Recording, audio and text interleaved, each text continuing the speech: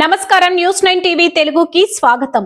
నా అన్వేషణ versus social media war. Social మీడియాలో సెన్సేషనల్ వార్. ప్రముఖ తెలుగు ట్రావెల్ యూట్యూబ్ నా అన్వేషణ అన్వేష్ కు మెటా సంస్థ గట్టి షాక్ ఇచ్చింది. 13 లక్షల మంది ఫాలోవర్స్ ఉన్న ఆయన ఇన్స్టాగ్రామ్ అకౌంట్ ను శాశ్వతంగా తొలగించింది.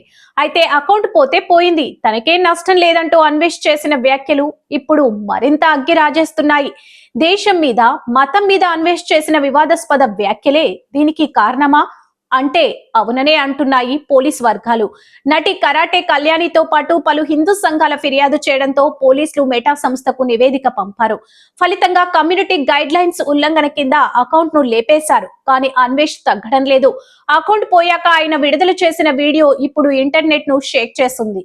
అది నాకు ఈకతో సమానం, నా అకౌంట్ పోతే నాకేంటి, అది నాకు ఒక ఈకతో సమానం అంటూ అన్వేష్ రెచ్చిపోయారు.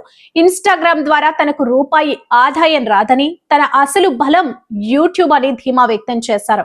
గత నెలలోనే యూట్యూబ్ నుండి అక్షరాల 8 లక్షల రూపాయల ఆదాయం వచ్చిందని లెక్కలతో సహా బయట పెట్టారు. అంతేకాదు తనను టార్గెట్ చేస్తున్న వారిని బత్తాయిలు అని సంబోధిస్తూ 2026లో వాళ్ళకి నరకం చూపిస్తానంటూ ఓపెన్ వార్నింగ్ ఇచ్చారు.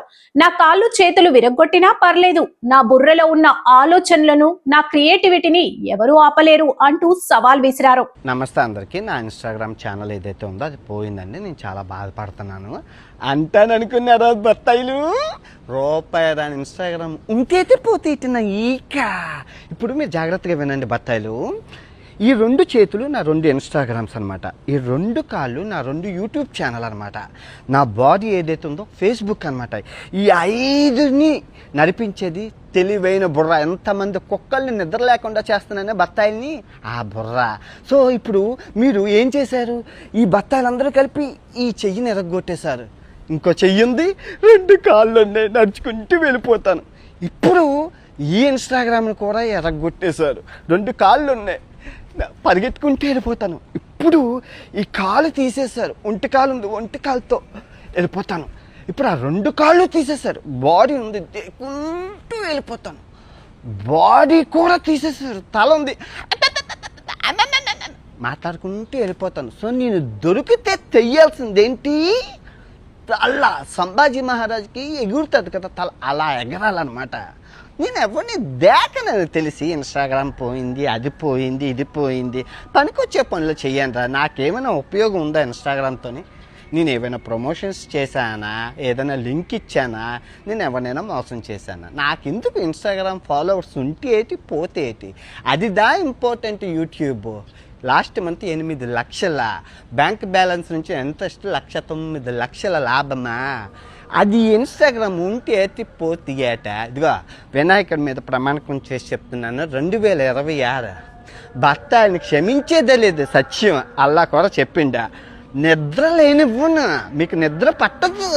2026 నరకము చూపిస్తాను, నరకము.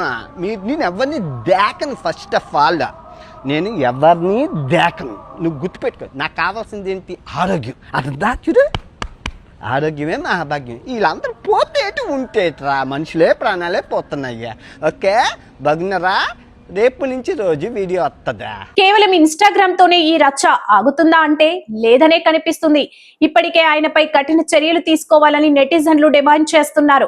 ఒకవైపు అభిమానులు ఆయనకు మద్దతు తెలుపుతుంటే, మరోవైపు దేశం మరియు ధర్మం పట్ల అనుచిత వ్యాఖ్యలు చేసిన అన్వేష్ యూట్యూబ్ ఛానల్ ని కూడా బ్యాన్ చేయాలనే డిమాండ్ సోషల్ మీడియాలో ట్రెండ్ అవుతుంది.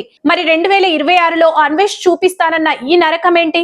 తన విమర్శకులకు ఆయన ఇచ్చే సమాధానం ఏంటి? ఈ వివాదం అన్వేష్ కెరీర్ ను మలుపు తిప్పుతుందా లేక ముంచుతుందా? వేచి చూడాల్సిందే. మరిన్ని అప్డేట్స్ కోసం చూస్తూనే ఉండండి మన న్యూస్ 9 టీవీ తెలుగు. జై హింద్.